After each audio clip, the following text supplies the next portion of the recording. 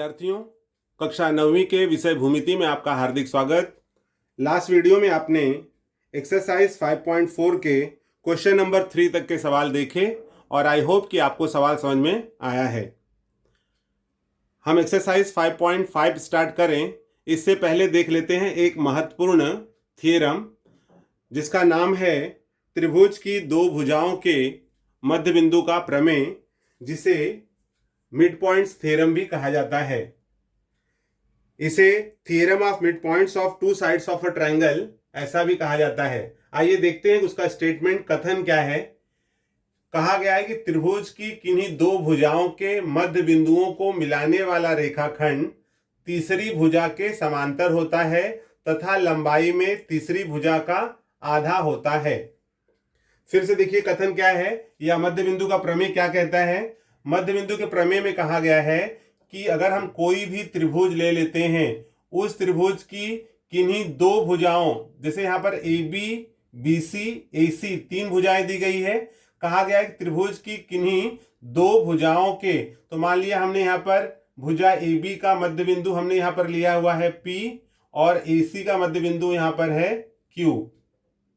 हमने यहाँ पर P और Q दो मध्य बिंदु ले लिए हैं। अब कहा गया इसमें कि किन्हीं दो भुजाओं के मध्य बिंदु को मिलाने वाला रेखाखंड, तो बिंदु P और Q को जो रेखाखंड मिला रहा है या जो रेखाखंड मिल रहा है, P और Q जो एक दूसरे को मिल रहे हैं, ये जो रेखाखंड होगा ये कैसा होगा, मिलाने वाला रेखाखंड तीसरी भुजा के समांतर होता है। मतलब PQ समांतर हो जाएगा BC तथा ये जो तीसरी भुजा के समांतर रेख मिला है, हमें PQ मिला है, यह लंबाई में तीसरी भुजा का आधा होगा। अर्थात BC अगर 10 सेंटीमीटर है तो PQ कितना हो जाएगा, 5 सेंटीमीटर। तो यही है मध्य बिंदु का प्रमेय। ठीक है, अब देखिए जो कथन दिया हुआ है इसके आधार पर दत्त हमें क्या मिल रहा है कि बिंदु P तथा बिंदु Q क्रमशः भुजा AB और AC के मध्य बिंदु हैं। तो देखिए यहाँ पर लिखा है त्रिभुज ABC की भुजा AB तथा भुजा AC के मध्य बिंदु क्रमशः P तथा Q हैं। अब हमें सिद्ध क्या करना है, तो विद्यार्थियों आप देखोगे इसमें कहा गया है कि मध्य बिंदु को मिलाने वाला रेखाखंड तीसरी भुजा के समांतर होता है। तो यहाँ पर एक हमें जो फर्स्ट पार्ट सिद्ध करना है वो मिल जा रहा है कि PQ समांतर BC, एक तो ये सिद्ध करना है। यहाँ पर हम लिखेंगे PQ समांतर BC, ये एक सिद्ध करना है। और दूसरा सिद्ध करना है कि ये जो रेखाखंड है जो हम मध्य बिंदु को मिला रहे हैं, ये रेखाखंड लंबाई में तीसरी भुजा का आधा होता है। अर्थात PQ equals to half BC। तो विद्यार्थियों ये दो शर्तें हमें यहाँ पर सिद्ध करके दिखाना है और इसे ही कहा गया है मध्य बिंदु का प्रमेय। अब यहाँ पर इससे पहले कि हम इसको हल करना शुरू करें, तो आप जानते हो कि हल करने के लिए यहाँ पर हमें रचना करना पड़ेगा।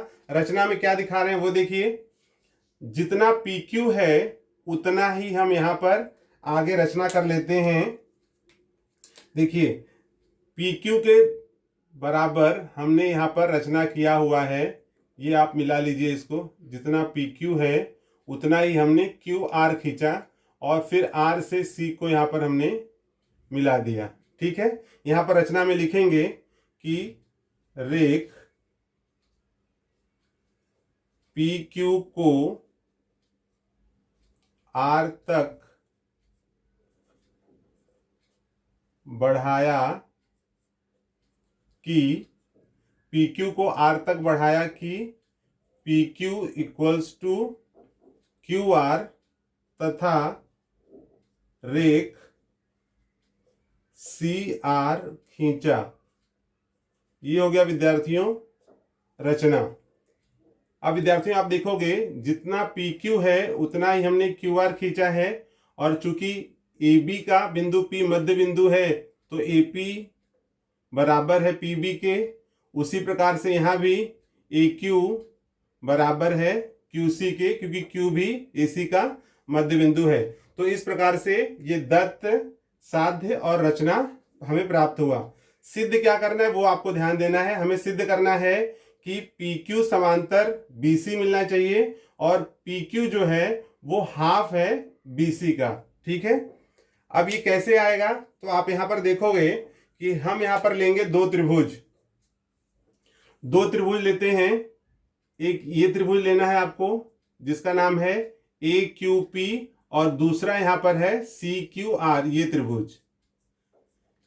इन दो त्रिभुजों को लेकर के हम सर्वांगसम सिद्ध करेंगे। तो देखिए यहां पर त्रिभुज APQ तथा त्रिभुज CQR में। ठीक है, अब विद्यार्थियों हमें ये जो त्रिभुज दिया हुआ है इन दोनों त्रिभुजों को हमें सर्वांगसम सिद्ध करना है। तो कैसे सर्वांगसम सिद्ध करेंगे, आप इसमें 3 पॉइंट्स ढूंढिए जिससे आपको कोई कसौटी प्राप्त हो जाए। तो जैसे देखिए यहां पर है PQ और QR, तो यहां पे हम लिखेंगे कि भुजा PQ सर्वांगसम भुजा PQ किसके सर्वांगसम है, QR के। और यहां आप लिख सकते हो कि रचना से, ऐसा हमने रचना में किया हुआ है। सेकेंड पॉइंट है हमारा, यहां पर सेकेंड पॉइंट क्या मिल जाएगा, एंगल AQP, मतलब ये एंगल और ये एंगल। ठीक है, वर्टिकली अपोजिट या शीर्षाभिमुख कोण कहते हैं इसे। AQP सर्वांगसम CQR, तो यहां हो जाएगा कोण AQP सर्वांगसम कोण CQR। कारण क्या दोगे आप, शीर्षाभिमुख कोण। यहां हम लिखेंगे शीर्षाभिमुख कोण, वर्टिकली अपोजिट एंगल। और थर्ड पॉइंट है स्टूडेंट्स, बता सकते हो थर्ड पॉइंट क्या हो सकता है इसमें, ये ले लेंगे भुजा AQ सर्वांगसम भुजा QC। तो यहां पर हो जाएगा भुजा AQ सर्वांगसम भुजा, AQ किसके बराबर है, QC के। क्यों, क्योंकि यहां पर Q AC का मध्य बिंदु है। तो यहां पर हम लिखेंगे भुजा AQ सर्वांगसम भुजा QC। रीजन दे दोगे कि बिंदु Q मध्य बिंदु है। ओके, ये मिल गया। इसलिए अब विद्यार्थियों आप देखोगे कि 3 पॉइंट हमें मिल गए हैं। भुजा PQ सर्वांगसम, मैंने आपको स्टार्टिंग में बताया था कि ये दोनों त्रिभुजों को हमें सर्वांगसम सिद्ध करना होगा। तो सर्वांगसम सिद्ध करने के लिए जो हम कसौटी लगाते हैं, तो जैसे आप जानते हो कसौटी भू को भू या भू को या को भू को, ऐसे इस प्रकार से 3 कम से कम उसमें कंडीशंस आते हैं। तो यहाँ पर है देखिए हमने एक लिया है PQ सर्वांगसम QR, ये रचना से मिल गया। दूसरा AQP सर्वांगसम CQR, शीर्षाभिमुख कोण मिल गया यहाँ पर। और तीसरा मिल गया है AQ सर्वांगसम QC, ये क्या दिया हुआ है, AC का ये मध्य बिंदु है, इसलिए AQ और QC बराबर है। बिंदु Q यहाँ आप लिखोगे कि मध्य बिंदु है, इस प्रकार से मिल गया। अब इस प्रकार से यहाँ पर ये 3 पॉइंट के द्वारा त्रिभुज APQ सर्वांगसम त्रिभुज CQR, कौन सी कसौटी यहां पर लगेगी, तो आप यहां बता सकते हो कि पहले भुजा है, फिर कोण है, फिर भुजा है। तो हम यहां लिख सकते हैं भुजा कोण भू को भू कसौटी के अनुसार यह त्रिभुज सर्वांगसम है। ओके, ये मिल गया।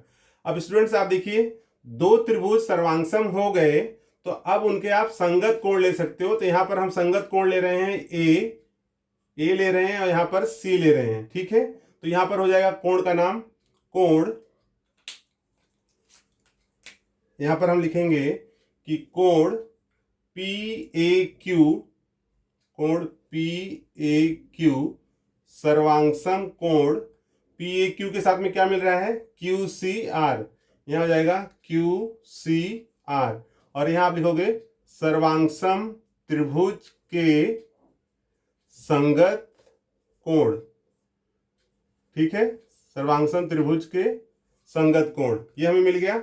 अब इसके साथ में विद्यार्थियों आप देखोगे कि ये जो PAQ और QCR है, उसी को मैं यहां पर लिख सकता हूं PAQ को ही BAQ है तो BAC, तो यहाँ पर लिखूंगा या कोण BAC सर्वांगसम कोण BAC मिल गया आपको, और यहाँ पर क्या था QCR, उसी को मैं लिखूंगा यहाँ पर ACR, यहाँ लिखूंगा ACR, और इसको बोलते हैं कोणों के भिन्न नाम,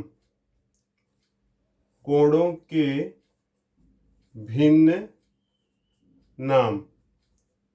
विद्यार्थियों इसका क्या मतलब है कोणों के भिन्न नाम? इसका मतलब है कि जो कोण हमने यहां पर लिया है वही सेम कोण यहां है, सिर्फ उसका नाम चेंज कर दिया गया है। अब ये नाम चेंज करने से हमें क्या मिल जाएगा? तो आप देखोगे कि नाम चेंज करने से हमें ये जो आगे चल करके जो हमें सिद्ध करना है वो फुलफिल हो रहा है, वो मतलब उसकी संतुष्टि हमें इस इक्वेशन के द्वारा हो जाएगी। ठीक है, अब आप यहां देखोगे, इसको हम दे देते हैं नंबर 1, ये हो गया 1। दूसरा, ये हमें मिल गया था आपको सर्वांगसम त्रिभुज के संगत कोण से मिला था, उसी का हमने यहाँ पे सिर्फ नाम चेंज किया है। अब दूसरा हम देखते हैं कि भुजा त्रिभुज सर्वांगसम हो गया है, तो भुजा AP सर्वांगसम भुजा CR, तो अगला हो जाएगा यहाँ पर भुजा, आप देखोगे कि AP सर्वांगसम भुजा AP सर्वांगसम भुजा CR। रीजन क्या है? सर्वांगसम त्रिभुज की संगत भुजा। ठीक है, जहां पर कोण लिए वहां है सर्वांगसम त्रिभुज के संगत कोण, और जहां भुजा ले रहे हैं वहां पे सर्वांगसम त्रिभुज की संगत, तो यहां हम लिखेंगे भुजा। ओके, अब विद्यार्थियों इसको हमें दे देना है नंबर 2। सिद्ध क्या करना है? देखिए, PQ समांतर BC और PQ equals to half of BC, ये 2 पॉइंट्स हमें सिद्ध करने हैं। और अभी तक इतना हमने जो किया है उसमें कहीं भी जो सिद्ध करना है वो मिला नहीं है। ठीक है, लेकिन ये जो हमने 1 और 2 लाए हैं उसके आधार पर देखिए हमें क्या प्राप्त हो रहा है। आप देखोगे कि ये जो हमने इक्वेशन 1 और 2 लाए हैं उसके आधार पर हमें मिल जाएगा, यहां हम लिखेंगे ये जो है BAC, आप देखिए ये कोण मिल रहा है, और ACR से ये कोण मिल रहा है। ठीक है, तो यहां पर कोण BAC और ACR को, चूंकि यहां पर कोण ऐसे मिल रहा है, देखिए इस प्रकार से ये कोण और ये कोण, तो ये कोण कैसे दिख रहे हैं? एकांतर कोण। ठीक है, तो यहां पर विद्यार्थियों हम लिखेंगे, देखिए यहां पर हम लिखते हैं कि कोण BAC सर्वांगसम कोण BAC सर्वांगसम कोण ACR, ये कहां से मिला है? ये हमें 2 से मिला है। ठीक है, 2 से, और ये कैसे कोण है? तो ये एकांतर कोण है, इसलिए यहां हो जाएगा कि रेख AB समांतर रेख CR। ठीक है, यहां पर हो जाएगा आपका एकांतर कोण कसौटी। ओके, AB समांतर CR। अब चूंकि यहां पर है AB समांतर CR, तो इसी लाइन पर AB है और P उसका मध्य बिंदु है, तो यहां पर क्या हो जाएगा? ऑलरेडी पहले से है कि AB और PB, ये AP और PB एक दूसरे कैसे हैं? बराबर हैं, क्योंकि P मध्य बिंदु है। तो यहां पर AB समांतर है CR, इसलिए यहां पर हो जाएगा PB समांतर, देयरफॉर इसलिए, या AB ने बोल करके हम क्या बोलेंगे यहां पर? PB, चूंकि AB समांतर है CR के, और AP और PB ये दोनों बराबर हैं, तो इसीलिए यहां पर हम ये भी बता सकते हैं कि ऑलरेडी हमने ये बताया हुआ है, यहां पर देखिए AP और CR सर्वांगसम है, मतलब ये और ये सर्वांगसम है, यहां पर AP और PB सर्वांगसम है, तो समांतर में भी हम कर सकते हैं कि AB समांतर है CR, इसलिए PB समांतर होगा CR, इसलिए PB समांतर CR। ठीक है, इसको नंबर देते हैं हम 3rd। तो विद्यार्थियों आप देखो, अगर हमें ये सिद्ध करना हुआ कि ये जो पार्ट है यहां से यहां तक और ये मीन्स PBCR एक समांतर चतुर्भुज है। तो समांतर चतुर्भुज बताने के लिए जो आपको गुणधर्म बताए गए हैं उसमें एक गुणधर्म ये भी है कि जिस चतुर्भुज की सम्मुख भुजाओं की एक जोड़ी, चाहे ये ले लो आप चाहे ये ले लो, तो जैसे यहाँ पर हमें PB मिला है, PB समांतर CR, और हम ये जानते हैं कि AP सर्वांगसम है CR, इसलिए PB सर्वांगसम भी CR होगा। तो जिस चतुर्भुज की सम्मुख भुजाओं की एक जोड़ी सर्वांगसम तथा समांतर हो वह समांतर चतुर्भुज होगा। इस आधार पर ये दोनों हमें सिद्ध प्राप्त हो जाएंगे या सिद्ध हो जाएंगे। ठीक है, देखिए अब इसमें हम बताते हैं कि PB समांतर CR हमें प्राप्त हो चुका है। ठीक है, अब इसको मैं यहां पर रफ कर दे रहा हूं। विद्यार्थियों अभी आप देखोगे इसमें कि हमें यह प्राप्त हो चुका है कि PB समांतर CR, देखिए यहां हम ले रहे हैं चतुर्भुज PBCR में। ओके, इस चतुर्भुज में यहां पर मिल गया है चूंकि रेख PB समांतर रेख CR, ये आप लिख दोगे 3 से। ठीक है, PB समांतर CR मिल गया है और यहां पर है देखिए AP सर्वांगसम CR, तो चूंकि रेख या भुजा रेख AP सर्वांगसम रेख CR, ठीक है, ये दिया हुआ है आपको 2 से, 2 में ऐसा दिया हुआ है। और हम जानते हैं, देखिए हमने यहाँ बताया कि AP और CR सर्वांगसम है, लेकिन हमें ये भी पता है कि AP और PB सर्वांगसम है। तो यहाँ आप लिखेंगे चूंकि AP रेख, इसको रेख से दर्शाते हैं, रेख AP सर्वांगसम रेख PB सर्वांगसम रेख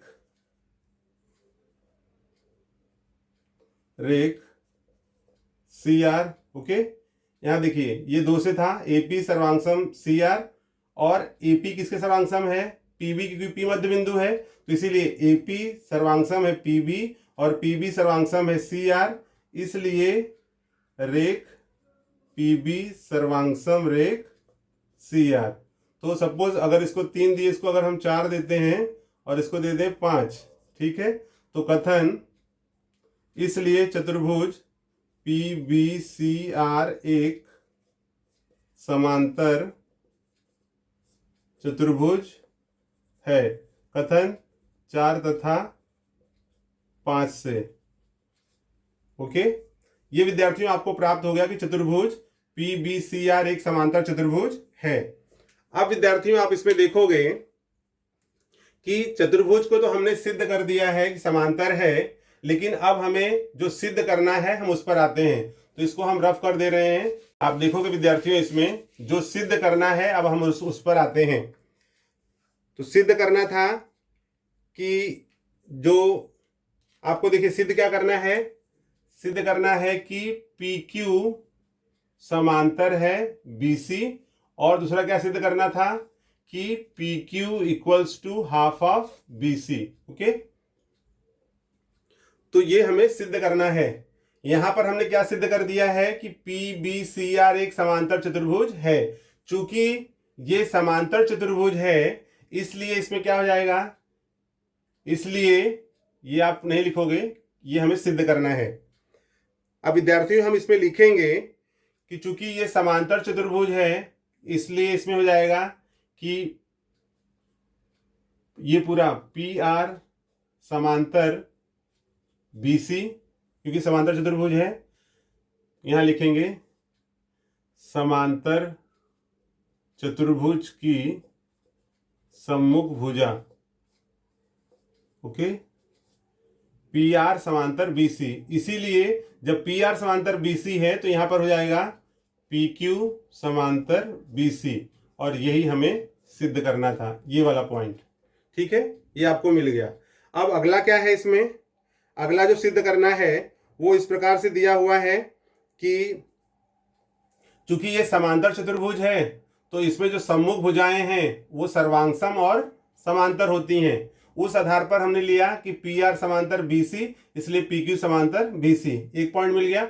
दूसरा है, देखिए दूसरा यदि हम लेते हैं पी क्यू, तो पी क्यू क्या हो जाएगा, पी क्यू किसके बराबर है, बी सी के। तो चूंकि पी क्यू बराबर है बी सी समांतर चतुर्भुज की भुजा, ठीक है।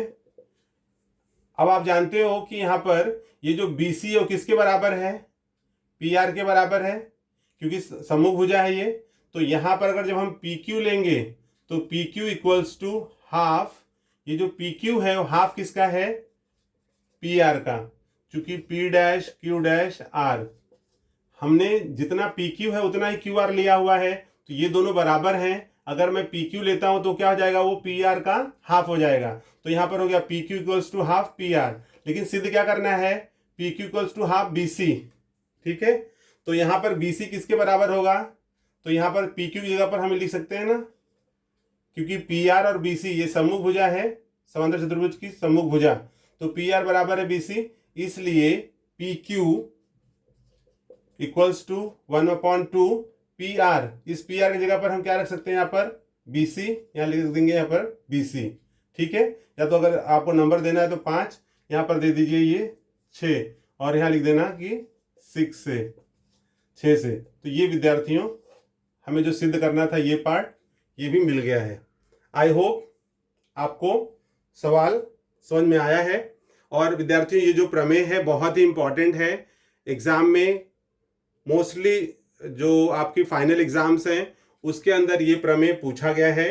प्रमेय इजी है, अगर इसे ध्यानपूर्वक फिर से आप देखते हो और समझने का प्रयास करते हो तो आपको निश्चित ही ये सवाल समझ में आ जाएंगे।